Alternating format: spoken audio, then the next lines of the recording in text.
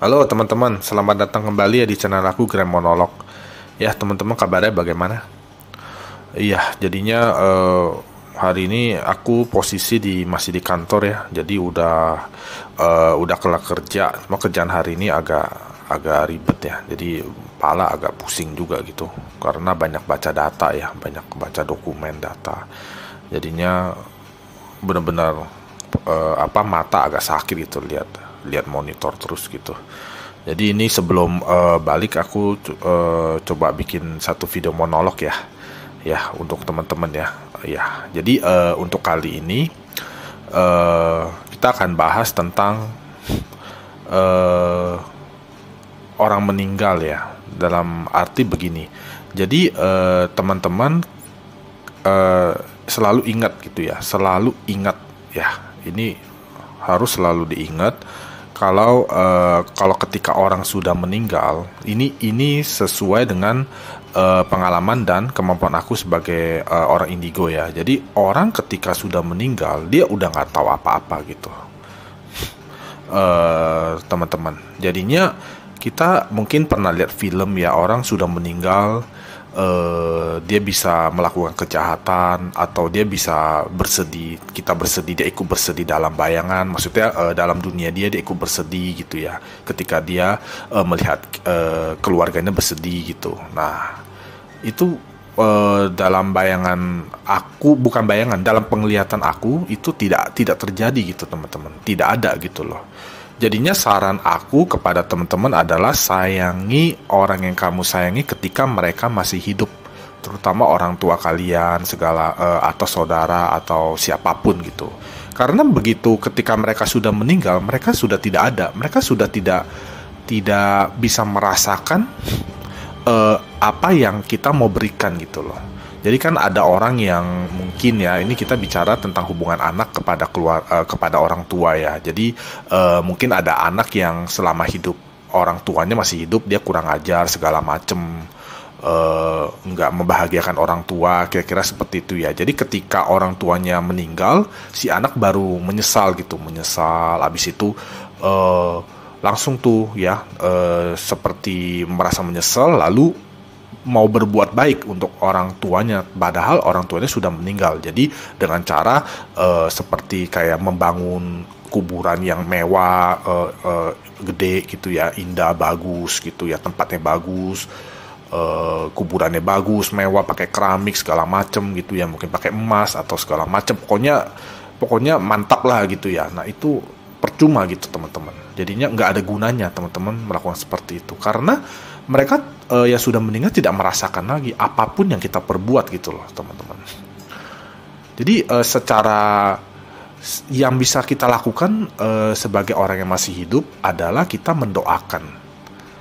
Jadi kita mendoakan keluarga kita atau family kita atau siapapun yang telah meninggal gitu atas jasa-jasa baiknya, dan berdoa yang baik gitu loh. Jadi kita cuma bisa kasih doa gitu loh, tapi kita tidak bisa memberikan kenyamanan lagi, tidak bisa memberikan sesuatu yang mewah atau apa gitu, atau yang bisa menyenangkan hati dia gitu.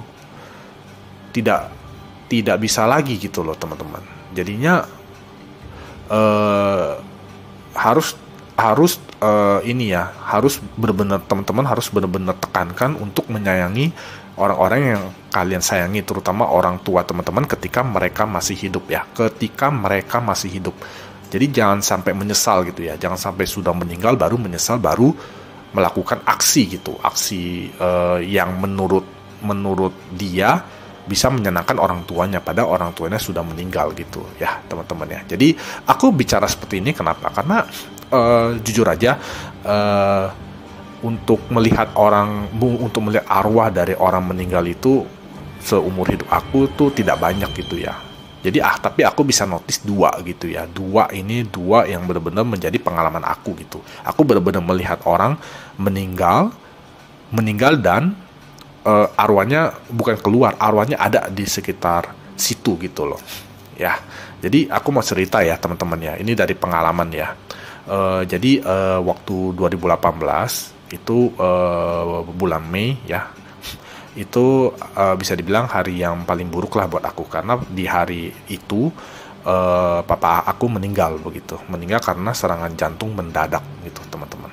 Jadi apa yang terjadi? Jadi begini teman-teman.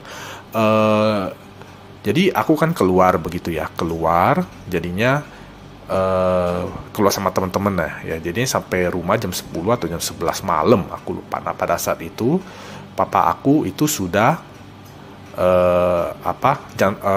ini dadanya sudah sakit, sudah nggak enak gitu, udah keluar keringat dingin. Ini pada saat itu kita orang semua tidak punya pengalaman tentang orang yang jantung mendadak segala macam ya. Jadi kita anggap itu adalah seperti kayak bukan sesuatu yang serius, tapi bukan sesuatu yang darurat gitu loh. Jadi oke, kita pada saat itu langsung membawa papa aku ke rumah sakit gitu ya, di rumah sakit, di salah satu rumah sakit di Jakarta Barat gitu.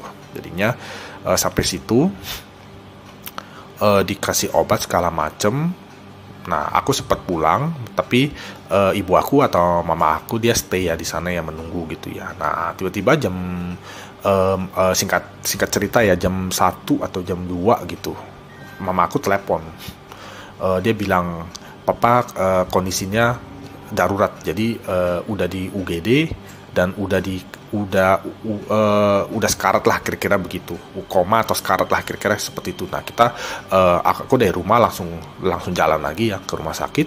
Nah, pada saat di rumah sakit itu sudah di ruang yang ada yang itu loh, yang ruang listrik yang tempel di jantung itu, yang apa namanya, aku nggak tahu ya itu namanya apa ya, yang taruh di jantung terus kayak digeterin listrik tus gitu ya, kira-kira yang seperti itu ya, teman-teman tahu lah ya.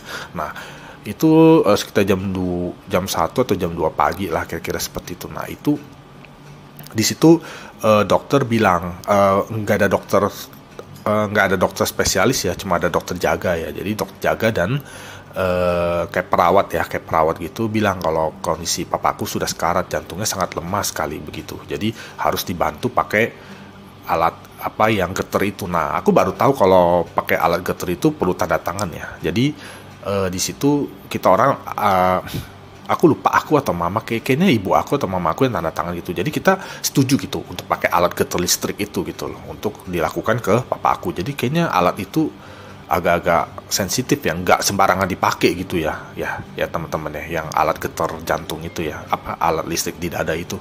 Jadi kita aku lupa siapa yang tanda tangan, antara aku atau mamaku udah tanda tangan. Habis itu dia melakukan itu, getaran itu cus gitu ya, berkali-kali gitu ya, cus gitu.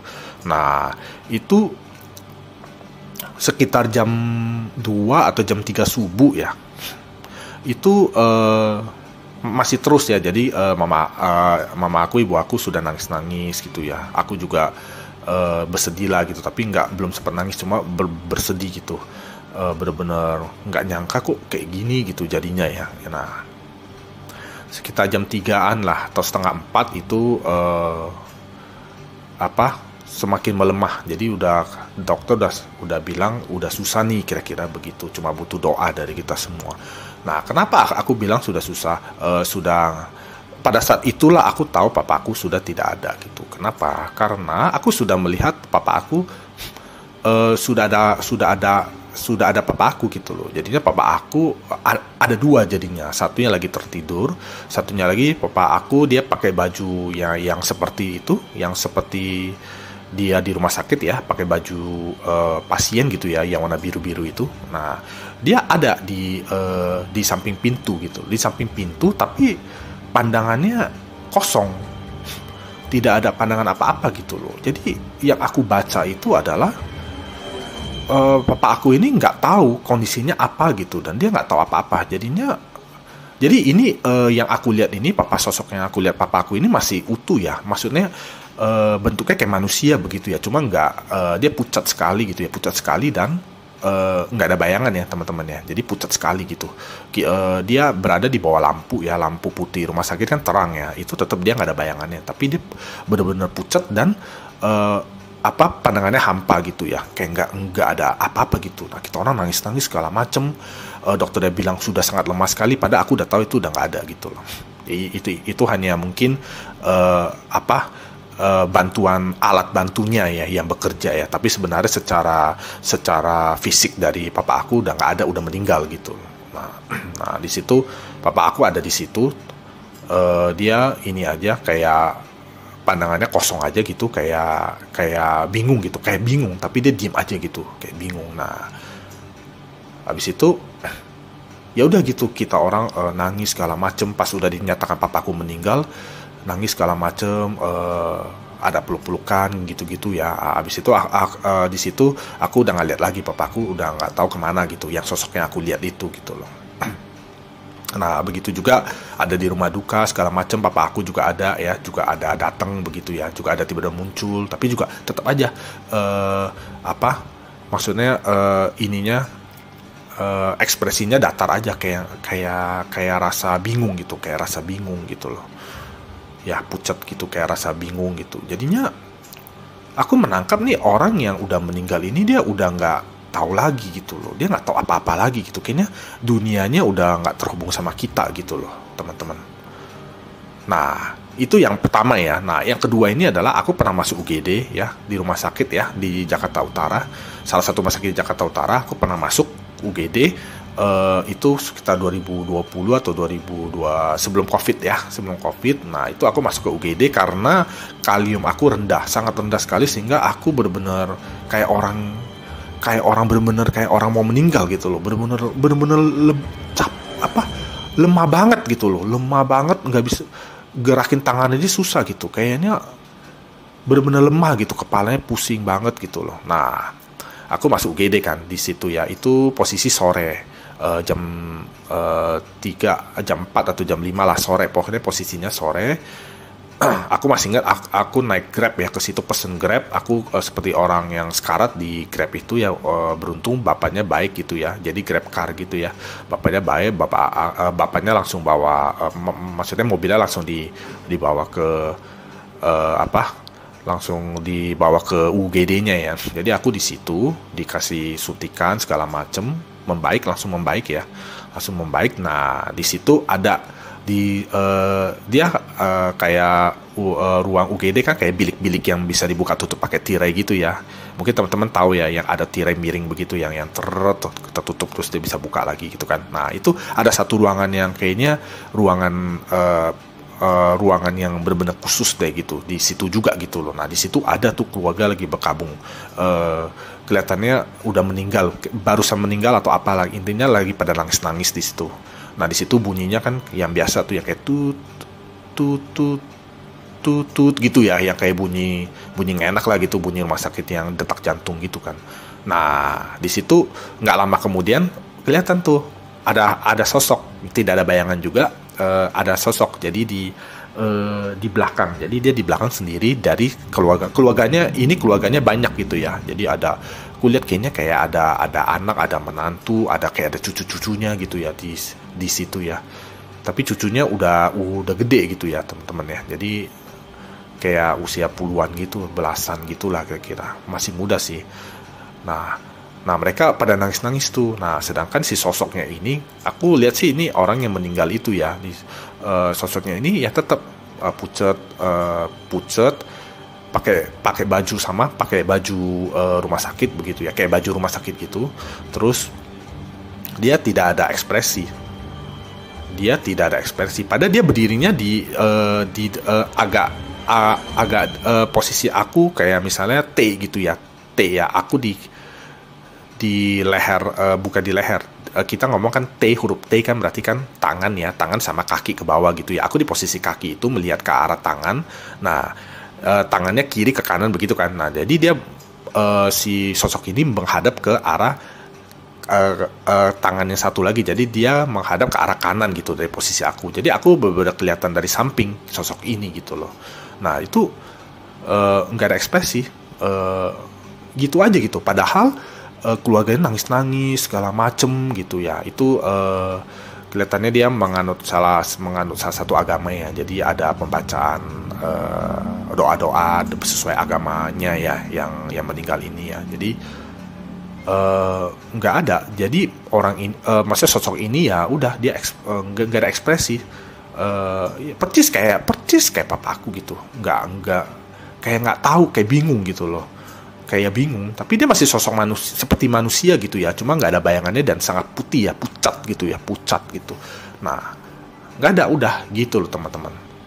Jadinya gini, mungkin kalau aku sih asumsikan dua ini udah menjelaskan sekali begitu ya. Kalau aku berani berstatement ke teman-teman, kalau orang yang udah meninggal tuh dia udah nggak ngerti apa yang bisa kita lakukan gitu loh.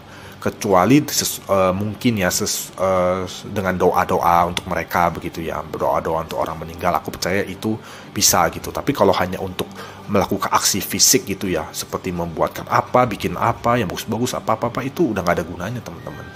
Jadinya teman-teman inilah ya, harus percaya lah ya, harus percaya. Aku juga melihat benar-benar berharap sekali ya teman-teman bisa menyayangi orang, terutama orang tua ya, atau orang-orang yang kalian sayangi ketika mereka masih hidup ya. Jadi jangan sampai menyesal ketika mereka sudah meninggal begitu, karena nggak ada gunanya lagi teman-teman, percaya sama aku, nggak ada gunanya lagi. Mereka tidak bisa merasakan apapun lagi gitu loh, kecuali mungkin dengan doa gitu ya teman-teman ya.